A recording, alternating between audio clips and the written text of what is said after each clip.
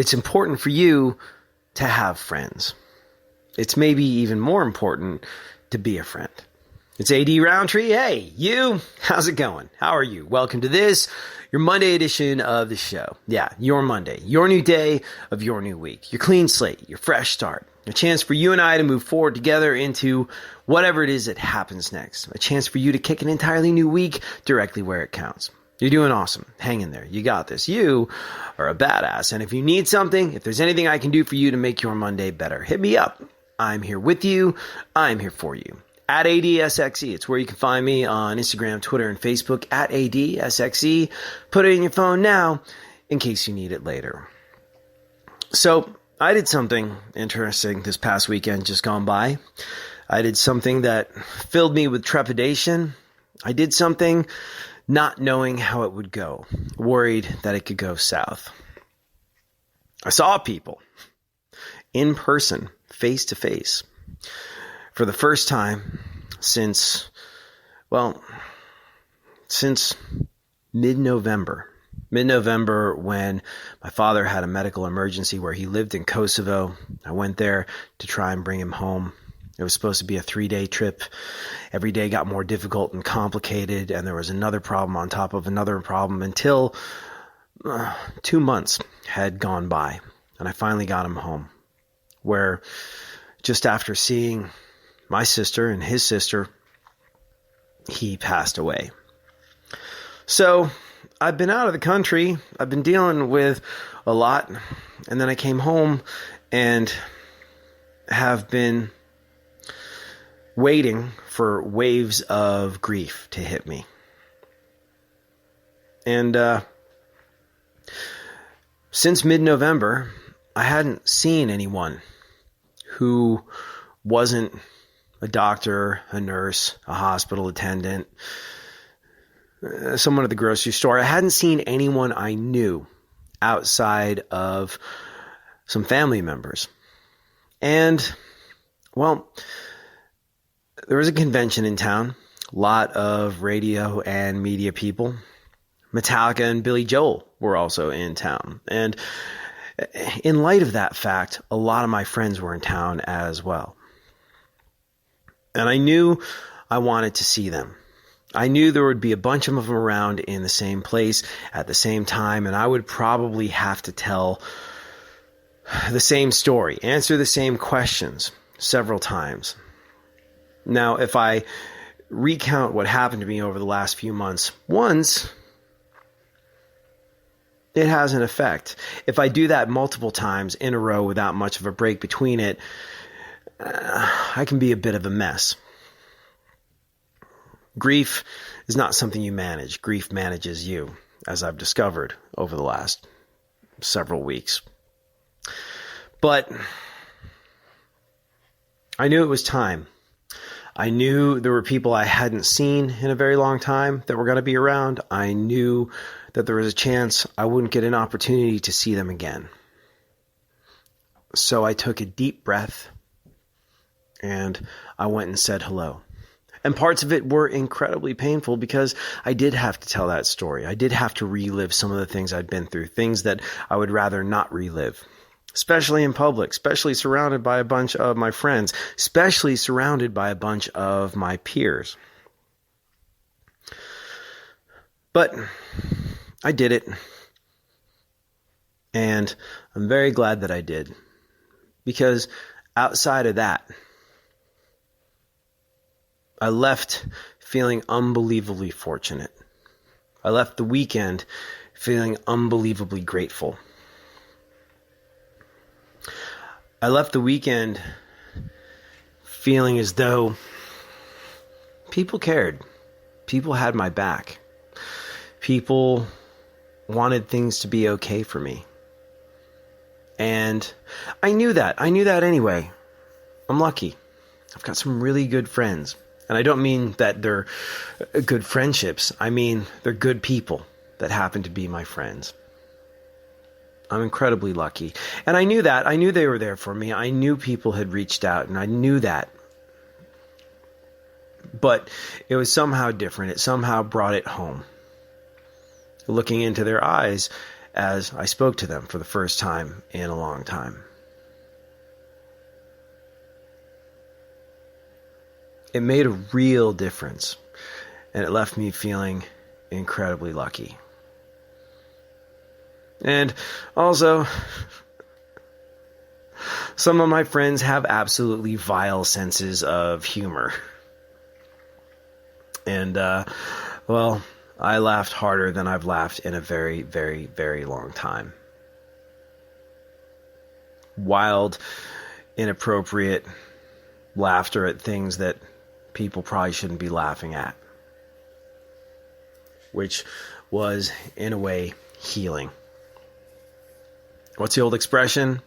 Tragedy plus time equals comedy. Well, I don't know if enough time had elapsed, but I felt as though some of the things that have happened to me over the last several months, after telling my story to a couple friends and then being able to laugh afterwards, I felt like it turned some of my personal tragedy into comedy. Reminded me of why you and I hang out and do this. Every day for years and years, you and I shared music and laughs and conversations. And, well, now it's more about the conversations. But the laughs will come too. The laughs will come back. And I can say it was one of the single most healing things that's ever happened to me.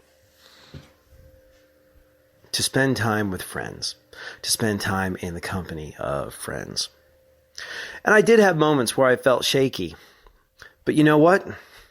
Other people did too. And it reminded me of the benefits of being a friend. You and I have talked about this over and over again on the show. People ask me how I manage my emotions, my state of mind, how I've managed depression, negativity, not just over the last few months, but over the last couple of years and in general. People have said to me over and over again, you're positive, you're uplifting, this is why I listen to your show. How do you do it? And well, we've talked about the three main things that I do to kind of manage my state of mind. Exercise, more recently, meditation, and the other thing being looking for an opportunity to lift people up. Looking for an opportunity to help. Focusing myself on something other than myself, if that makes sense. And I had an opportunity to do that too this weekend. A friend of mine, never had this happen to him before. I won't mention his name because it's a personal thing, but he wasn't able to take his flight home. He got on the flight, he got in his seat, and he had a panic attack, or what he thinks was a panic attack. He felt like his world was caving in, and he felt like he had to get off the plane. Tried moving seats, that wouldn't do it. And eventually, well, he had to exit the plane. Go to the hospital, make sure it wasn't a heart attack or a stroke or something of that nature, which it was not, and determine that it was a panic attack and get some medication, and then worry about being able to get on a flight home the next day. And what was interesting was I was meeting a group of friends for a meal, and he was there, which was surprising to me. And I had a little bit of anxiousness, a little bit of nerves going into this, because I was like, okay, there's going to be these people. I'm going to have to recount my story. Every time I do that, I pay sort of an emotional cost, and I don't want to kind of lose it in the middle of this happy reunion of friends. And I felt a little shaky, felt a little uneasy going in. But there was this guy who was supposed to have gone home. And I was like, well, this is an unexpected treat. How come you're here? And he told me the story of getting on the plane, having a panic attack, something that has never happened to him before, having to get off the plane and trying to secure some sort of medication for his flight home to calm him once he got on, if this were to happen to him again. And the moment I saw the look of concern in his eyes, the moment I saw the worry that he had All my troubles were forgotten. And I was focused on him, asking him how he was, asking him what happened, asking him if there was anything I could do to help. And he's like, well, you're the only friend I have that actually lives here. Could you be around tomorrow if I need someone? I was like, yeah, absolutely. If you have a problem getting on the plane, you know what to do. Call me. And the moment I started putting up my focus on somebody else who was having a bit of a situation, I noticed all my problems, all my difficulties, all my nerves about seeing people for the first time in a long time, all my worries about having to tell the story of the last few months and what it would do to me, that all went away. It was like one of those headaches that clears up instantly. You ever had that happen to you?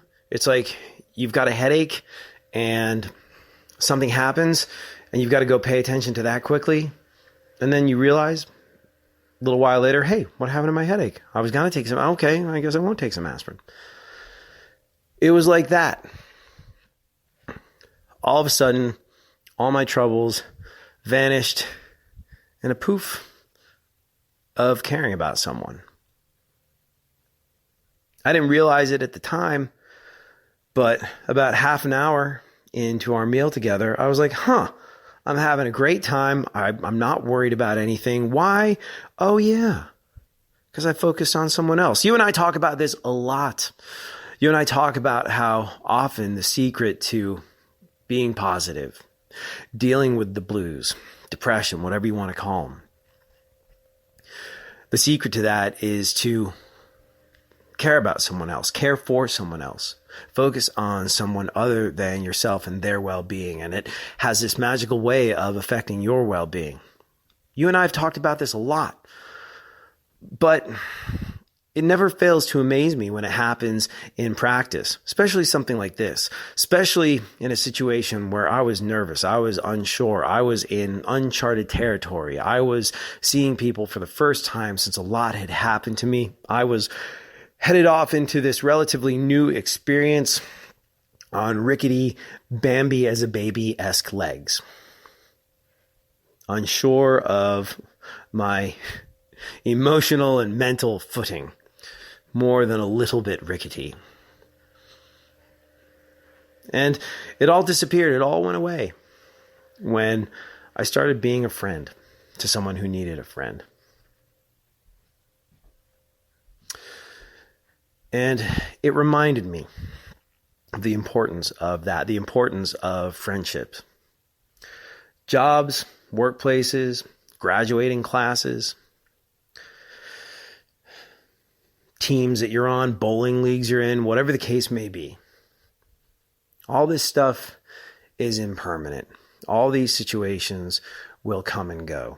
There will be ups and downs in life. There will be changes in your situation.